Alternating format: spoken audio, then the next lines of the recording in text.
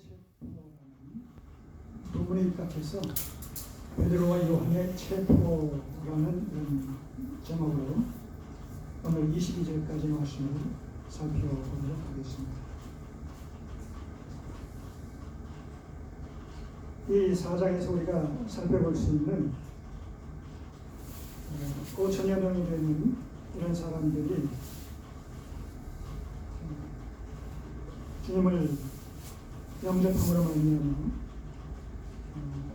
구원받아 그리스도의 제자가 되어지는 놀라운 사건과 더불어서 또 이 베드로와 요한이 당시 이 유대인들의 최고의 사법기관인 산헤드린 공회에 의해서 체포가 되어짐으로 말미암아 핍박을 받게 되어지는 이런 내용들이 소개되어지고 있는데, 이러한 일련의 사건들은 독립된 사건이 아니라 이미 3장에서 살펴봤던 날 때부터 안진뱅이였던 이 태생적 안진뱅이의 치유 사건의 연장선상에서 이 4장의 내용이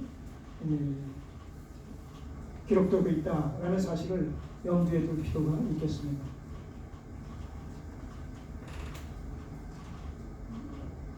이 4장에서 오늘 본문에서 우리가 살펴보게 되는 산헤드린 공회의 베드로와 요한을 체포해서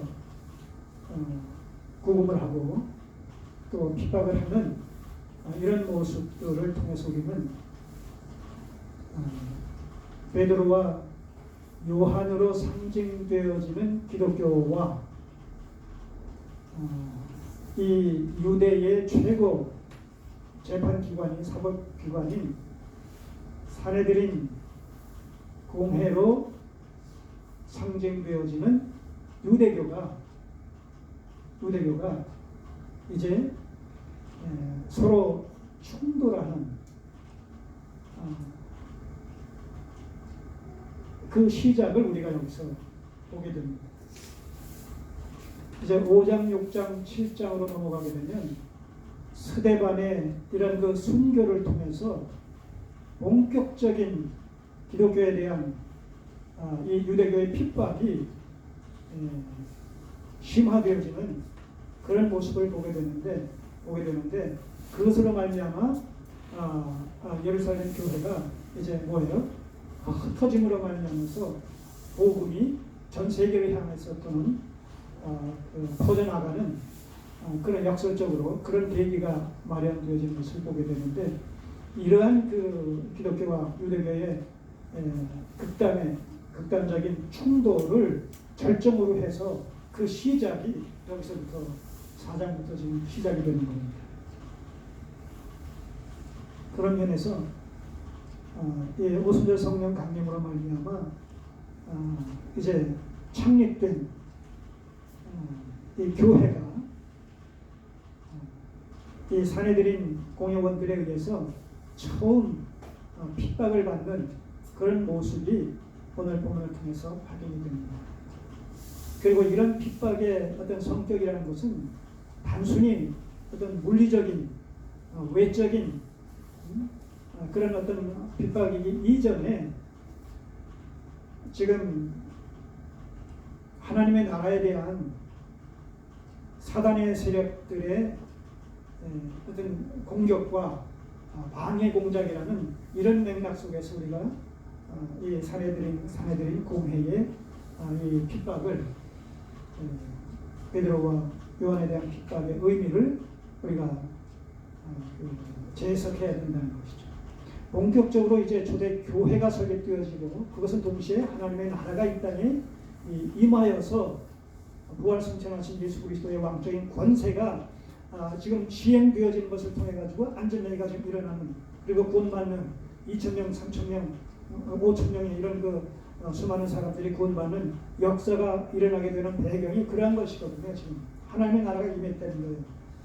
그리스도의 왕적인 권세가 지금 흑암의 세력을 제압해서 지금 역사하고 있다, 통치하고 있다, 이런 것을 지금 보여주는 것이기 때문에 지금 사례드린 공회원들이 이 초대교회를 대표하고 있는 베드로와 요한을 지금 체포해서 감금을 하는 또 그를 신문하는 이러한 그 사건은 단순한 어떤 물리적 사건이기 이전에 보다 본질적인 차원에서 영적인 어떤 싸움이 이제 본격적으로 시작되어지는, 하나님의 나라와 사단의 나라가 서로 충돌하는 이런 그 하나의 접점을 우리가 이 사장을 통해서 보게 된다는 것이죠. 그리고 이것은 미래지향적인 관점에서 어느 시대나 그 시대에 바른 복음을 갖고 있고 바른 진리를 갖고 있고 바른 교회를 세워나가고자 하는 그 현장에서는 우리가 빛이 밝으면 어둠이 또한 짙게 드리워지듯이 이런 그 사단의 역사라는 것이 항상 뒤따르게 된다는 것이죠. 우리가 흔히 잘못 이해하고 있듯이 하나님을 믿으면, 예수님을 믿으면, 기독교 신앙을 갖게 되면 만사가 형통되어진다. 기독교 신앙 안에서 만사 형통이라는 이런 그 용어가 상당히 많이 회자가 되어지는데, 만사 형통이라는 것이 있을 수가 없어요. 우리가 그리스도를 알기 전에, 믿기 이전에 영적인 상태에서 우리는 누구의 백성이요, 누구의 이 자녀로 존재했습니까? 마귀의, 사단의, 사단의 나라에 속해서 사단의 백성, 사단의 종들을 다 있었던 우리들인데, 우리가 예수 그리스도를 믿는다라고 하는 것은 무엇을 의미하는 거예요? 바로 그렇게 우리의 소속이 바뀌어진 것을 의미하는 거예요. 소속만 바뀐 것이 아니라 신분도 바뀌었다는 것이죠. 그리고 목표와 가치관과 목적도 바뀌어지는 것이죠. 자, 그렇기 때문에 사단의 수하에 있을 때는 사단이 뭐라고 그러지 않지만 소속이 바뀌어지고 신분이 바뀌어지고 목표와 목적과 어떤 우리의 인생관과 가치관이 바뀌어진다고 했을 때는 사단의 입장에서 봤을 때는 뭐예요? 우리가 적대 세력이 된단 말이죠. 가만히 놔두지 않지 않겠습니까? 그래서 믿지 않았을 때는 모든 것이 잘 되는 것 같은 상황 속에서 오히려 믿게 될 때에 어떤 문제가 야기되어진다. 또 어려움이 또 고난이 닥쳐온다라고 하는 것은 오히려 이상한 일이 아니라 당연한 일이다. 그리스도인들이 하나님을 믿는 신앙 여정길에 겪게 되어지는 다양한 고난 앞에서 우리는 왜 이런 일이 있을 수가 있는가, 일어날 수가 있는가, 믿지 않았을 때는 없었는데 오히려 믿게 되니까 이런 문제가 야기되어진다 라고 했을 때 그것을 부정적으로 생각할 것이 아니라 오히려 우리는 그것을 긍정적으로 이해를 해야 된다는 것이죠. 내가 정녕 하나님의 자녀의 신분으로 바뀌어졌구나. 오히려 그런 그 고난을 통해서 우리의 참된 믿음과 신앙과 하나님의 백성된 그 정체성을 재확인하게 되는 것으로 말미암아서 감사해야 된다는 것이죠. 자, 고난이 없으면, 핍박이 없으면, 환난이 없으면 오히려 히브리서 기자는 뭐라고 해요? 우리가 누구라고 해요? 사생아라고 합니다. 사생아. 오히려 그런 것이 없으면 사생아다. 우리가 참 자녀의 관계를 맺고 있게 되면, 맺게 되면 자연히 그런 것이 주어진다는 것이죠. 자, 그런 것이 주어진다고 했을 때 그런 고난, 그리스도인들에게 주어지는 고난은 어떤 성격을 띠게 됩니까? 연단의 성격을 띈다는 거죠. 나의 가는 길을 오직 그가 아시나니 그가 나를 단련하신 후에는 내가 정금같이 나오게 됩니다. 믿음의 성숙의 하나의 수단과 방편이 뭐예요? 고난이다. 이스라엘 백성들이 출애굽한 이후에 직접 지중해 쪽으로 해가지고 그 가나안으로 들어가게 되면 열하루 길인가 얼마 되지 않는 그런 여정길을 통해 가지고 이 블레셋 지경을 경유해서 들어가면 그럴 수 있는데 그것을 우회해가지고 저 남쪽으로 내려와가지고 홍해를 건너서 광야 40여 년의 이런 그 긴 세월을 어떻게 보면 허비하는 듯한 그런 그 시간을 보낸 후에 들어가게 됐다는 것은 낭비가 아니고 허비가 아니라 무의미한 것이 아니라 그렇게 함으로 말미암아서 뭐예요? 430년 동안 종살이 함으로 말미암아 그들에게 의식화되어졌던 또 체득되어졌던 이런 애굽의 우상 숭배적인 문화, 또 신앙 이런 것을 다 거기서 떨쳐버리고 온전히 여호와 신앙을 회복시켜 주시기 위한 그런 연단의 과정으로 광야 여정길이 필요했다는 것이죠. 그러므로 말미암아서 하나님이 어떤 분인지, 하나님은 어떻게 섬겨야 될 것인지 이런 여호와의 신앙을 뚜렷하게 정립을 하지 않으면 가나안 땅에 들어갔을 때 어떤 일들이 일어나요? 우상 숭배로 가득 차 있는 그곳에서 저들의 영향력을 받지 않을 수가 없다는 것이죠. 사실 그렇게 해서 훈련을 받았지만 정작 들어갔을 때 어떻게 됐어요? 그들의 우상 숭배적인 문화의 영향을 받을 수밖에 없지 않았습니다. 그래서 결과적으로는 바벨론에 의해서 포로로 잡혀가고 그런 일들이 일어날 수밖에 없었던 것이죠. 자, 그런 의미에서 고난이 유익이다. 그 고난을 통해서 우리를 정금같이 나오게 하는 연단의 과정으로서 하나님께서는 고난을 사용하신다는 것이죠. 적절하게 고난을 주셨다, 또 극복하게 하셨다, 주셨다, 또 피하게 하셨다, 이런 방식을 통해서 우리를 단련시키시고 우리를 성숙시켜서 명실상부한 하나님의 백성으로 거듭나게 하시는 그 놀라운 하나님의 훈육 방법 중에 하나가 바로 고난이다.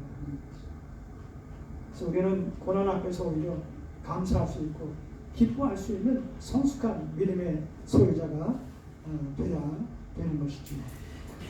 이 4장에서 초대교회 이제 막 어린아이의 걸음마를 뛰는 듯한 이런 초대교회의 모습 속에서 우리는 이런 사단의 세력들의 거센 이런 도전을 우리가 여기서 보게 되는 것이죠. 자, 구체적으로 좀 살펴보도록 하겠습니다. 4장 1절에서 4절까지의 말씀은 바로 이 상해드린 공회원들에 의해서 베드로와 요한이 체포되는 이런 내용들이 소개가 되고 있습니다. 자, 1절 사도들이 백성에게 말할 때에 이것은 3장의 연장선상에서 지금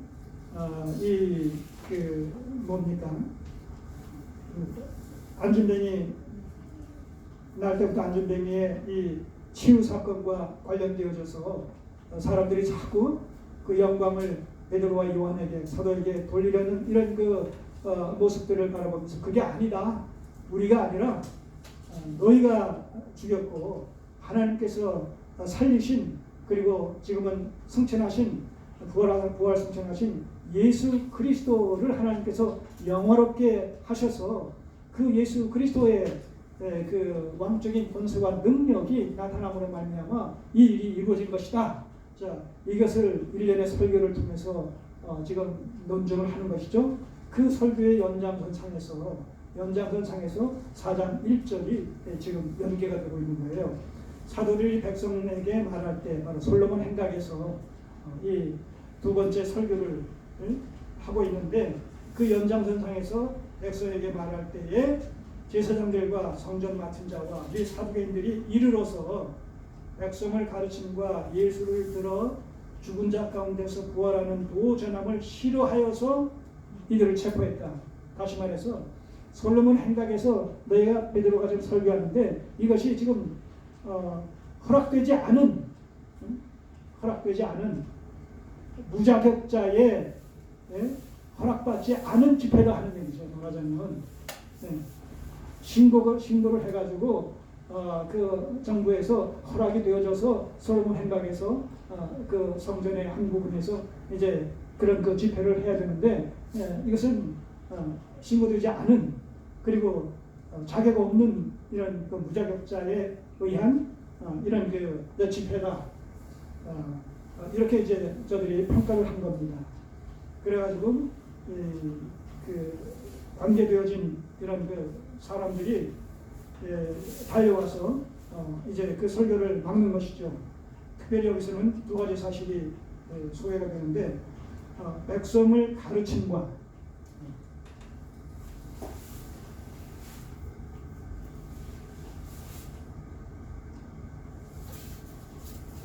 이 가르침의 내용은 예수 그리스도의 인격과 사역이 되겠죠.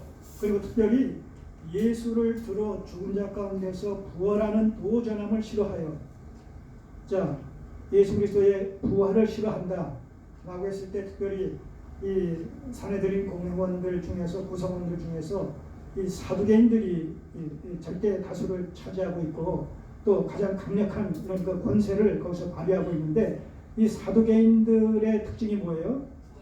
영적인 세계, 영적 세계를 믿지 않아요. 또 영적인 존재를 믿지 않아요. 천사를 믿지 않아요. 그리고 부활을 믿지 않는다.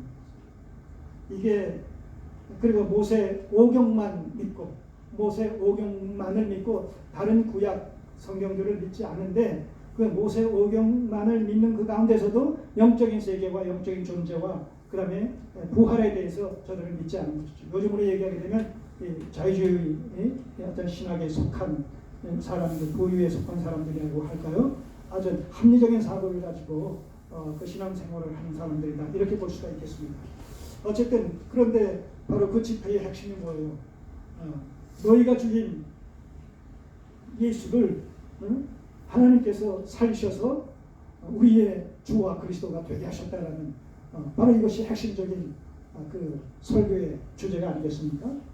자, 그러니까 이 사두개인들의 어떤 신앙에 정면으로 맞서는 이런 내용들이다 보니까 지금 사람들을 보내가지고 그 집회를, 그 설교가 더 이상 진행되지 못하게 이렇게 막을 뿐만 아니라 베드로와 요한을 잡아오는 것이죠. 3절 보시면 저희를 잡음에 날이 이미 저문 거로, 이미 날이 저물었다는 얘기는 이 일과 시간이 지났다는 얘기죠. 말하자면. 자, 그래서 일단 구금을 시켜놓고 그 이튿날 이제 일과가 시작될 때 이제 재판을 여는 거죠. 저희를 잡음에 날이 이미 저문 거로 이튿날까지 가두었으나 말씀을 들은 사람 중에 믿는 자가 많으니 남자의 수가 약 5천이나 되었더라. 자, 이렇게 해서 그 설교를 통해서 수많은 사람들이 회심을 하게 되고 주님을 영접해서 제자가 되는 역사가 일어나는 그런 과정 속에서 이들이 정작 잡혀가게 되니까 일반적인 경우는 어떻게 되겠어요? 리더가 만약 없게 되면 군중들은 지리멸렬 이렇게 되어지지 않겠습니까? 자, 각자 그냥 해산되어지는 것이 일반적인 현상인데, 여기는 그렇지 않았다는 것이죠. 왜 그렇지 않을 수밖에 없는 이유가 뭐가 있겠어요? 이 배후에서 성령께서 역사하시는 것이기 때문에, 이것은 베드로와 요한의 어떤 인간적이고 개인적인 능력에 의해서 지금 수많은 사람들이 그를 추종하거나 그리스도를 믿거나 그런 것이 아니라 성령의 역사하심으로 말미암아, 성령의 도구로 베드로와 요한이 사용되어질 뿐만 아니라 성령의 역사로 말미암아서 이 복음이 지금 능력 있게 전파되어지고 또 택하신 하나님의 백성들의 심령 속에 말씀으로 인치시는 이런 역사로 말미암아 구원받는 역사가 일어나고 있기 때문에, 이것은 인위적인 그 현상이 아니라 바로 성령의 역사, 하나님의 역사의 결과로 말미암아 되어지는 것이기 때문에 저들이 비록 잡혀갔을지라도 계속해서 구원받는 역사들이 일어나고나 말미암아 남자만 5,000명, 물론 여기서 이 5,000명이다라는 이 숫자가 2장에서 나타난 그 3,000명과 별개의 숫자냐, 아니면 그 3,000명에 더해져서 2,000명이 더해져서 합이 예루살렘 지역에서 총체적으로 한 5,000명이 이렇게 남자가 구원받는 역사가 일어나느냐, 이것은 왈가왈부 논쟁이 많습니다. 그러나 그것이 5,000명이다 3,000명이다라는 그 숫자가 중요한 것이 아니라 성령의 역사심으로 말미암아서 이렇게 복음이 활성화되어지고 그 결과로 구원받는 역사가 일어남으로 말미암아 초대교회가 세워졌을 뿐만 아니라 이제 점점 교회가 확장되어지는 이런 놀라운 역사를 성령이 주도하신다. 여기에 우리가 중심을 맞추게 되면 숫자는 우리가 합인지 아니면 독립적인 숫자인지 그것은 크게 중요하지 않다고 생각합니다. 오늘도 마찬가지예요. 교회에 일어났던 성장과 성숙이라는 것은 성령께서 주도하시는 것이지 인간의 어떤 수단과 방편에 따라서 그 성장과 성숙이 되어지는 것이 아니다. 또 이 부흥이라는 것은 어떤 숫자적인 개념이 아니라 질적인 개념을 오히려 성경은 얘기하고 있다는 것이죠. 말씀이 흥황하는 것을 갖다 부흥의 성경적인 부흥의 개념으로 또 생각하고 있는 기록하고 있는 이런 그 부분도 우리가 과소평가할 수 없는 것이죠. 어쨌든 이런 초대교회가 세워지고 복음이 흥황되게 전파되어지는 것과 더불어서 바로 이런 그 핍박이 고난이 초대교회 속에 임하는 모습을 우리가 여기서 바라보게 되고 아까 도입부에서 말씀드린 대로 바로 이러한 그 베드로와 요한이 체포되어지고 감금당하게 되고 산해된 공회원들에 의해서 이렇게 신분을 받게 되어지는 이것은 베드로와 요한으로 상징되어지는 기독교와 산해된 공회로 상징되어지는 유대교가 이렇게 충돌을 일으키는 이런 최초의 모습을 우리가 보게 되는 것이죠. 그러니까 이런 것들이 앞으로 가면 갈수록 어떻게 되겠어요? 더 심화되어지고 또 확장되어지는 이런 모습을 보게 되는 것이죠. 어느 시대나 마찬가지. 어느 시대나 참된 복음과 진리를 가지고 바른 교회를 이루고자 하는 그 현장 속에서는 항상 그런 그 핍박과 고난과 환란이 일어나게 마련이다. 왜냐하면 영적 싸움의 현장이 되기 때문에 그렇다는 것이죠. 에베소서 6장 2절 12절 우리의 씨름은 혈과 육에 대한 것이 아니라 정사와 권사와 이 어둠의 세상 주관자들과 하늘에 있는 악의 영들에게 대합니다. 영적인 싸움이다. 늘 우리는 영적 싸움의 측면에 있다. 이걸 염두에 두실 필요가 있는 거죠. 우리는 현상적으로 접근을 하고 해석하지만 그리고 동시에 우리가 이면적으로 구속사적인 관점에서 또 현실을 해석할 수 있는 그런 계시의 안목을 가져야 될 필요가 있다는 것입니다. 자, 5절부터 이제 12절까지는 사내들인 공회원들의 신문과 거기에 대한 베드로의 답변이 소개되고 있습니다. 자, 이튿날에 이제 새날이 밝았어요. 일과가 시작됐어요. 이튿날에 관원과 장로와 서기관들이 예루살렘에 모였는데 이 공회가 이제 개정이 되는 것이죠. 대제사장 안나스와 가야바와 요한과 알렉산더와 및 대제사장의 문중이 다 참여했다는 거예요. 관련되어진 이런 그 관료들이 대거 그 공회에 참석을 했어요. 자, 그리고 7절 사도들을 가운데 세우고 베드로와 요한을 가운데 세우고 묻되 너희가 무슨 권세와 네 이름으로 이 일을 행하였느냐. 안진뱅이가 치료받은 태생적 안진뱅이 40년 동안 날 때부터 안진뱅이가 치유받았다라고 했을 때 이게 얼마나 엄청난 사건입니까? 얼마나 긍정적인 사건입니까? 하나님으로 말미암아서는 일어날 수 없는 초자연적인 기적 사건이요. 그리고 그러기 때문에 그것은 표적적 사건 아니겠습니까? 그러니까 그 사건 속에 담겨진 본의가 무엇이냐? 이런 것들을 이런 그 종교 지도자들이 오히려 생각하고 묵상하고 해석하고 그래서 사람들에게 그것을 전해주고 그러므로 말미암아 하나님의 나라가 임했고 하나님의 나라의 왕적 권세가 부활승천하신 예수 그리스도의 현재적인 이런 사역을 통해서 이렇게 나타나고 있다. 자, 이런 것을 깨닫고 그러므로 말미암아 회개하고 예수 그리스도를 믿는 이런 구원의 역사가 일어나야 되고 또 그런 역사가 일어나는데 저들의 역할이 주어져야 되는 이런 그 상황임에도 불구하고 이들은 네가 그런 일을 누구의 권세와 누구의 이름으로 했느냐 엉뚱하게 이면적이고 본질적인 것이 아니라 표면적인 것에 오히려 관심을 가지고 그 질문을 하는 이런 모습을 여기서 우리가 보게 되는 것이죠. 본질에서 이탈된 지역적인 문제를 가지고 오히려 신문을 하는 그런 모습을 봅니다. 자, 그러자 베드로가 지금 저들의 질문이 저희를 지금 뭔가 착잡기 위해서 꼬투리를 잡기 위한 질문이지 본질적인 질문이 아니다라는 사실을 알고 이 베드로가 오히려 그 질문의 본의를 재해석해서 그 재정립을 해 줍니다. 그 내용이 이제 소개가 되는 거예요. 자, 8절에 이에 베드로가 성령이 충만하여 가로되 성령이 충만하여 가로되 복음서에 보게 되면 그런 말씀이 있죠. 너희가 관원들에게 잡혀가게 될 때에 가서 무슨 말을 하는지 염려하지 말라.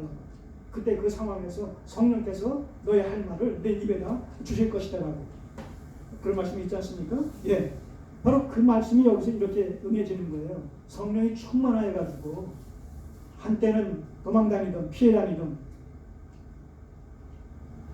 또 예수님을 모른다고 부인했었던 자, 이런 그 졸장부 같은 베드로가 지금 이 최고의 그 사법기관인 사내들인 앞에 서가지고 담대하게 그 수많은 사람들이 지금 종교 지도자들이 모여서 지금 신문을 하는 그 상황 속에서 태연하게 의연하게 답변을 하는데 그럴 수 있었던 것은 성령께서 그와 함께 하셨기 때문입니다. 성령 충만, 성령이 충만하여 이 성령 충만, 성령 세례는 예수를 믿을 때 우리가 그리스도와 연합되어지는 것을 우리가 성령 세례라고 한다면 성령 충만은 뭐예요? 그러니까 성령 세례는 평생에 한 번 받습니까? 두 번 받습니까? 이게 단회성이에요. 성령 세례는 단회적 사건이에요. 그러나 성령 충만은 뭐냐? 성령 세례를 입어서 하나님의 백성된 자가 이제 말씀의 인도와 다스림을 적극 받아 누리는 이런 그 삶을 일컬어서 성령 충만. 그래서 성령 충만은 다른 말로 말씀 충만이라고 얘기합니다. 고린도 이 골로새서 3장에 보게 되면 에베소서에서 그 말씀 성령 충만이라고 얘기한 그 부분들의 현상이 골로새서에서는 말씀 충만과 등식으로 이렇게 연결이 되어진 것을 보게 됩니다.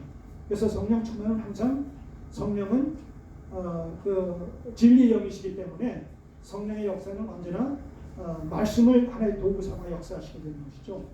그렇기 때문에 지금 여기서 지금 뭐예요?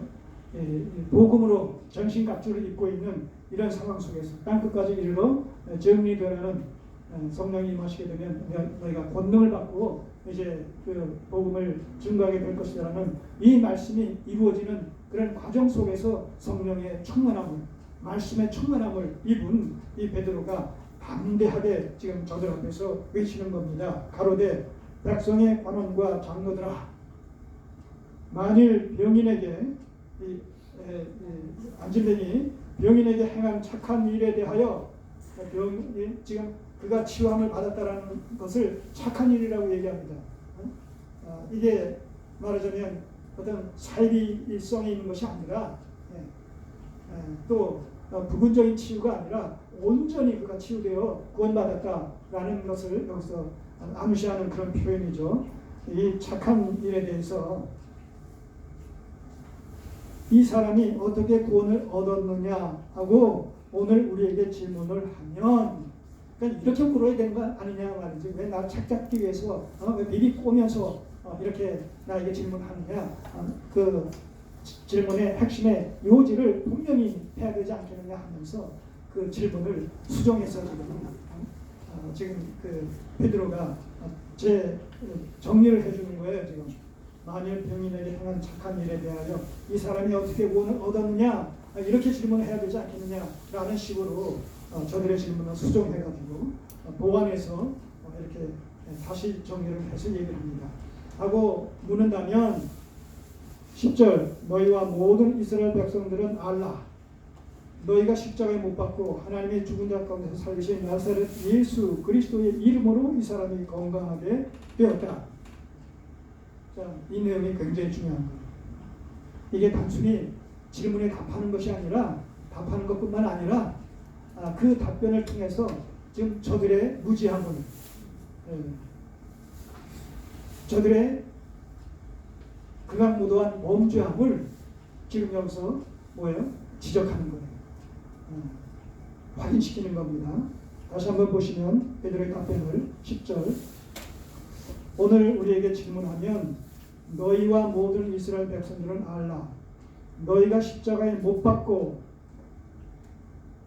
너희가 십자가에 애매한 사람을 죽음에 내주었다는 것이죠. 예수 그리스도의 죽음은 너의 책임과 결코 무관하지 않다는 거예요. 이스라엘 백성들이 예수님을 십자가에 못 박으면서 뭐라고 했어요?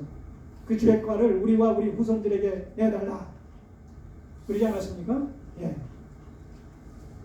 자, 여기서 너희들은 바로 예수 그리스도를 십자가에 못 박은 바로 그 당사자들이다, 장본인들이다, 이렇게 얘기하는 거예요. 십자가에 못 박았을 뿐만 아니라 하나님이 죽은 자 가운데서 살리신 하나님께서 너희들은 십자가에 못 박아 죽였지만 하나님께서는 죽은 예수 그리스도를 무덤으로부터 사망으로부터 다시 살리셨다. 예수 그리스도의 부활을 얘기하는 거예요. 지금 하나님의 죽은 자 가운데 살리신 나사렛 예수 그리스도의 이름으로,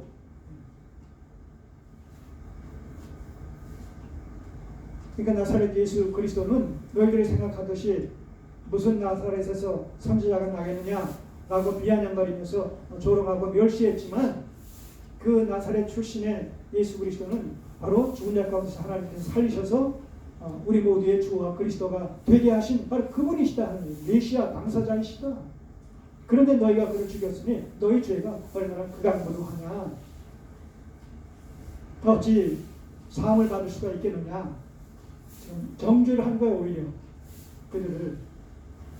저들은 베드로를 정죄해서 심판하려고 하지만 베드로는 이 답변을 통해서 지금 너희가 죄인이다. 하나님 앞에 너희가 심판을 받아야 된다. 이렇게 역설적으로 지금 지적을 하는 겁니다. 나사렛 예수의 이름으로 이 사람이 건강하게 되어 너희 앞에 서느니라. 육신적으로 회복되어졌을 뿐만 아니라 영적으로도 예수 그리스도를 믿음으로 말미암아 죄사함을 받고 의롭게 되어진 하나님의 자녀의 신분으로 지금 우리 앞에 서 있다는 것이죠. 다시 말해서 이 안진뱅이가 지금 뭐예요? 증인으로 지금 출석해 있는 거예요. 증인으로. 명실상부한 증인으로. 이 예수는, 그리고 그렇게 그리스도께서 죽은 자 가운데서 살리신 이 예수는 너희 건축자들의 버린 돌로서 진 모퉁이의 머릿돌이 되었다. 이것은 시편 110편 22절에 소개되고 있는 그 시편의 말씀인데, 바로 미래의 메시아를 염두에 둔 이런 그 시편 내용입니다. 이 예수는 너희 건축자들의 버린 돌로서, 말하자면 유대인들에 의해서 멸시와 천대를 받은 이런 그 예수님은 하나님의 관점에서는 진모퉁이의 머릿돌이 되었다. 가장 중요한, 집이 넘어지지 않고 쓰러지지 않고 바르게 세워지기 위해서는 이 주춧돌의 역할이 가장 중요하지 않습니까? 그런데 너희들은 그 주춧돌을 갖다 떼어버렸다는 거예요. 내버렸다는 거예요. 스스로 멸망을 자초했다는 것이죠. 그러나 하나님께서는 너희들이 버린 그 돌을, 건축자의 돌을 오히려 집에 기초가 되게 하는 모퉁이돌, 주춧돌을 삼으셨다. 이 얘기는 뭐예요? 너희가 죽인 예수 그리스도를 주님께서 살리셔서 우리의 죄를 사해 주시고 우리를 의롭게 하시는 일에 바로 보내주신, 의롭게 하시기 위해서 보내주신 메시아의 당사자로 삼아주셨다는 것이죠. 바로 이 얘기를 들었을 때 저기 한번 보세요. 2장 36절을 보세요. 2장 36절 37절에서 이미 베드로의 그 1차 설교를 통해서 그런즉 이스라엘은 온 집의 정령 알지니 너희가 십자가에 못 박은 이 예수를 하나님이 주와 그리스도가 되게 하셨다라고 결론을 맺습니다.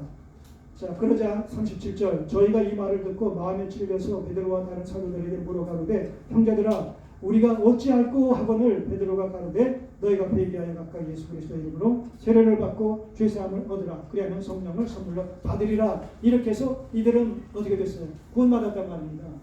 자, 그러니까 복음이 전해질 때에 항상 우리는 양면성을 보게 되는 것이죠. 그 복음을 듣는 자가 정말 마음이 찔려서 하나님 앞에 자신의 죄인됨의 모습을 그 목격하고 확인하고 재확인하고 회개하면서 주님을 영접하는 자가 나타나는가 하면 뭐예요? 더 적극적으로 복음을 거부함으로 말미암아 스스로가 멸망을 자초하는 이런 그 우리의 사람들을 또 보게 된단 말이죠. 우리가 여기서도 보는 거예요. 2장 36절 37절 여기서는 베드로의 설교를 듣고 마음에 찔려서 우리가 어찌할꼬 회개하는 이런 자들 그들에게 그 주님을 믿음으로 말미암아 이제 죄사함을 받고 영생을 얻게 될 것을 갖다가 말씀함으로 말미암아서 구원을 받는 역사가 일어났는데 여기서 보게 되면 이 사내들인 공회원들 종교 지도자들은 그들의 반응은 그렇지 않은 모습을 보는 것이죠. 한번 보세요. 대비해서. 자, 그래서 거린돌로서 진 모퉁이의 머릿돌이 됐다. 예수 그리스도께서 구약에 약속된 바로 메시아의 당사자이시다. 자, 12절. 그러므로 이제 이 말씀이 그런 연장선상에서 나온 결론적인 결론에 해당되는 그런 말씀입니다. 그러므로 다른 이로서는 구원을 얻을 수 없나니 천하 인간의 구원을 얻을 만한 다른 이름을 우리에게 주신 일이 없음이니라 하였더라. 딱 못 박는 것이죠. 바로 너희는 죽였지만 그리스도께서 살리신 하나님께서 살리신 예수 그리스도 그를 주와 우리의 그리스도가 되게 하셨다. 그러므로 예수 그리스도 이외에 다른 구원받을 만한 이름은 없다. 다른 구주는 없다. 예수 그리스도를 통해서만 구원받는다. 이 구원의 유일성, 배타성